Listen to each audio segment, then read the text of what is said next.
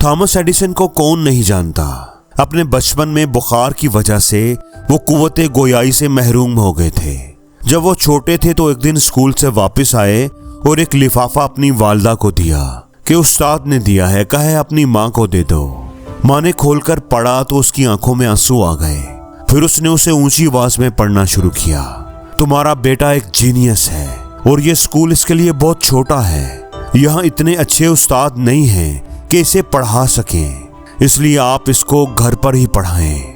उसके बाद Thomas Edison को पढ़ाने की जिम्मेदारी उसकी वालदा ने ले ली।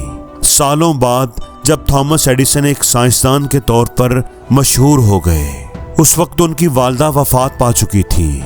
तो एक दफा वो अपने पुराने कागजात में से कुछ ढूंढ रहे थे तो उन्हें वही खत मिला। उन्होंने उस खत को खोला तो उस पर लिखा था, आपका बेटा इंतहाई कुंद ज़हन और ज़हनी तौर पर नाकारा है, इसे कुछ भी समझ नहीं आता।